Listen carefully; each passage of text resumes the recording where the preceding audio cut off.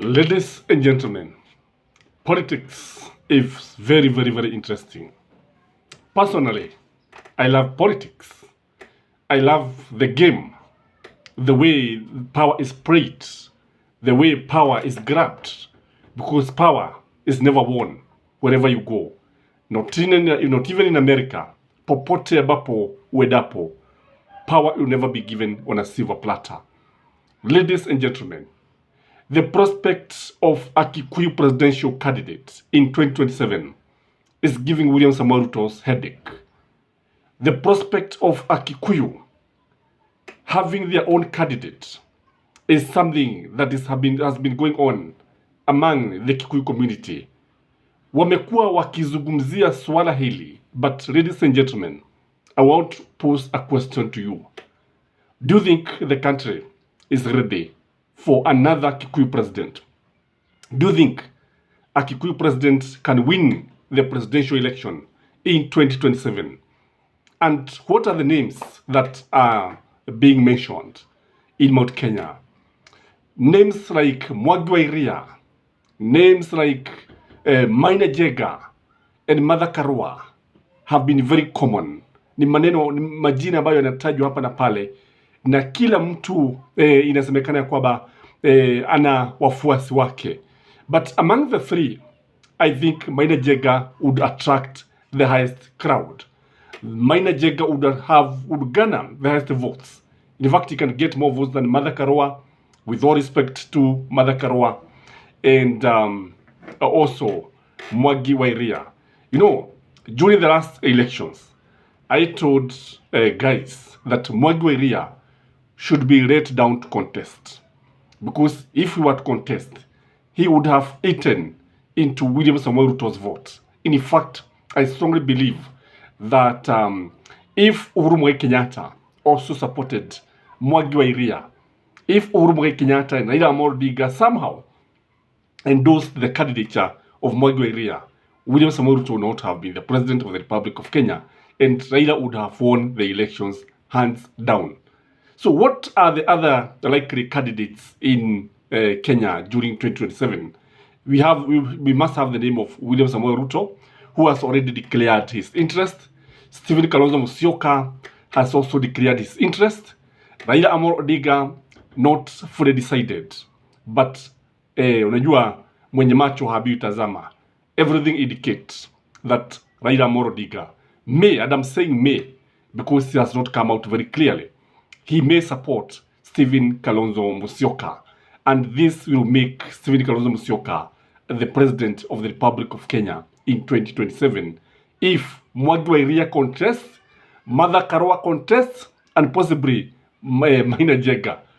This is something that is worrying William Samoei Ruto. It is giving him serious headache. And when you look at the way things are now, utapata kwamba naitwa nani? Huyu jamaa wa kukula mahidi na mihogo anaitwa Rigathi Gachagua, mtu wa shareholders. The deputy president is breathing now, because ukitazama vizuri sana utaona kwamba William Samoei Ruto is not now being very hard on him. Games are not played as they used to be, kwa sababu ukiangalia utaona kwamba, remember when Maina Jega had a case pale Nakuru, the government had to assemble all the paramilitary policemen were the pale, because of the way he is attracting huge crowd. So, would you vote for a Kikuyu president? Is this country ready for a Kikuyu president? Because if you ask me, I think it is not yet time. We should be ready to support Raila Amolo Odinga or Stephen Kalonzo Musyoka and make them president. Again, I have nothing wrong with the Kikuyus, because I'm one of them, but I don't believe in these issues of tribalism. We should look at people on the prisms of being Kenyans, not coming from which region. So, if the country decides that Kikuyu is better, I have no problem with that. In fact, I would easily support Martha Karua. But I cannot support Martha Karua when Kalonzo is there and Raila is there. I would start by Raila, like I've done, and then Stephen Kalonzo Musyoka. Then from there, I would go to Ajakoya, and William Samoei Ruto would be my last choice as a presidential candidate. So, ladies and gentlemen, what is likely to happen if we have a Kikuyu candidate as a presidential candidate? The first thing, in my view, it would easily end William Samoei Ruto's presidency. William Samoei Ruto would go home in the morning. I want you just to look at the difference between Raila Amolo Odinga. Na unajua hizi ni kura za kuibwa. 200,000 votes. Zile ambazo waliweza kumanage. The one that they were able to manage to steal from Raila Amolo Odinga. But if Mwangi wa Iria vie for the presidency, I can tell you can get more than 1 million votes. Mwangi wa Iria is a popular candidate from all angles. He has been the governor of Murang'a. And already he has his foreign. Wako na watu wake. Again, if William Samoei Ruto would go home, then it means also Kalonzo would easily sail through if at all he's going to be the presidential candidate. Very easily. In fact, would win with a landslide. He would have a super majority, even in parliament. And he would be one of the most popular presidential candidates to be elected by people from all walks of life. But I'm afraid that there would be apathy in Mount Kenya. Serious apathy. Because when you look at it, currently, William Samoei Ruto does not have any support from Mount Kenya, apart from members of parliament. And not all of them, by the way. Not all of them. Because whatever they are saying is very different from what is happening on the ground. The ground is speaking a very different language. A hostile language. A language that is rejecting UDA. And that is one of the reasons why the UDA elections were postponed. Because people would not turn out. People are not interested in the politics of UDA. People are not interested in the politics of lies. And people are not interested any longer with William Samoei Ruto as a presidential candidate in Mount Kenya. And Kalonzo is the better option. Raila Amolo Odinga is also a better option as we speak now. Come 2027, a Kikuyu on the ballot cannot win, if you ask me. A Kikuyu cannot win.